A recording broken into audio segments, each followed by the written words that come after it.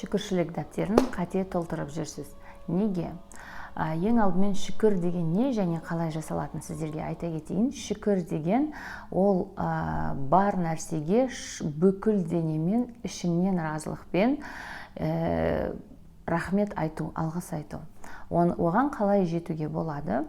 Ең алдымен оғаны сезім арқылы сезіне білу керек. Мысалы, бір еттің иісін есіңізге түсіріңізші. Мысалы, қуырылып жатқан ет бар деп айтайық. Әдемі бір шықырлап жатқан дауысы бар, сіз оны құлағыңызбен естідіңіз. Яғни 5 органмен, адамның 5 органов чувств деп айтады ғой. 5 сезім органымен соны сезіп көріңіз. Құлағыңызбен оның шықырлап жатқан дауысы бар, қуырылып жатқан иісі келді, әдемі еттің иісі, қуырылып жатқан иісі келді, барып иіскедіңіз. Одан кейін қолыңызбен ұстап көрдіңіз, андай сырты корочка, көзіңізбен көрдіңіз, сырты корочка, қызыл әдемі ет болып пісіп жатыр. Қолыңызбен ұстап көрсеңіз, ыстықтау және қытырлақ. Жеп көрдіңіз, уже дәмі андай әдемі қуырылған еттің дәмі келді. Осы сәтте егерде сіз бүкіл денеңізбен осыны сезініп тұрып, жеп, кайфовать етіп тұрған сәтте ішіңізде бір разылық пайда болады. Прям қандай әдемі ет, қандай күшті.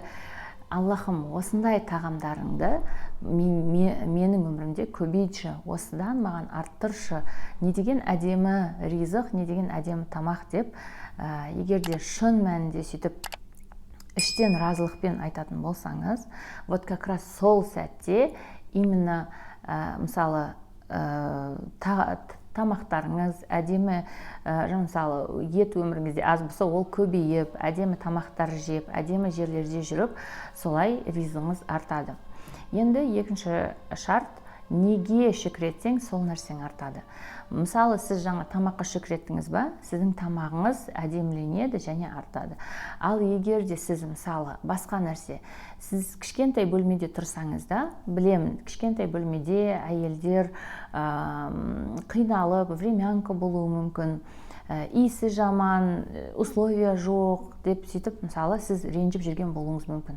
Қашан тезірек біз жақсы үйге көшеміз, қашан әдемі жерде тұрамыз, қашан менің үйде өзімнің туалетім, ванным, сыртқа шығып, жуынбай, огородқа шығып жуынбай деп, мысалы, егер де сіз ашуланып жүрген болсаңыз, оның сізге келуі екіталай, себебі сіз шүкіршілікпен емес, претензиямен соны қалап тұрсыз. Мысалы, мына жер жаман, маған жақсы жерді бер деп.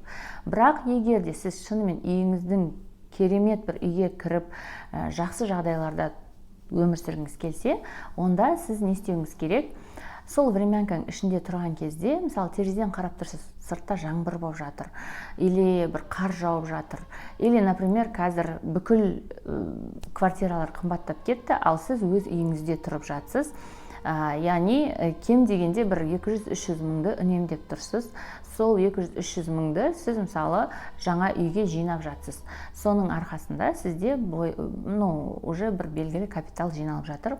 Сол үшін сіз сол времянкада тұрып, жаңағы далада жаңбыр, адамдар жүгіріп жүр, уайымдап көшіп жатыр, бағалар өсіп жатыр, ал сіз спокойно өзіңіздің үйіңізде отырғанын сезініңіз. Көзбен, құлақпен, одан кейін бүкіл денеңізбен, мысалы, бүйтіп жаңағы үйіңіздегі дуалдарды ұстап көріңіз, терезеңізді ұстап көріңіз. И солай ішіңізден сезініп, қандай рахат-ай, бәрі көшіп, қиналып жүрген кезде мен кішкентай болса да өз үйімде тұрып жатырмын.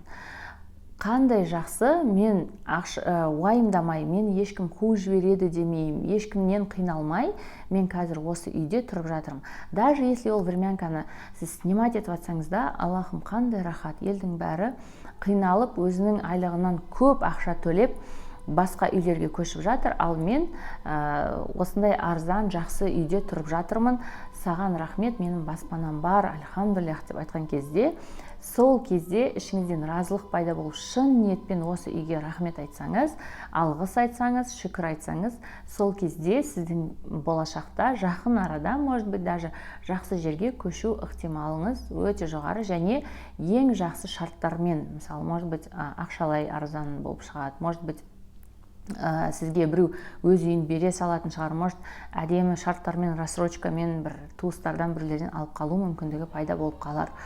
Сол үшін сіз яғни шынайы шүкір ету, яғни шынайы шүкір етсең арттырамын деген нәрсенің шынайы мағынасы осы.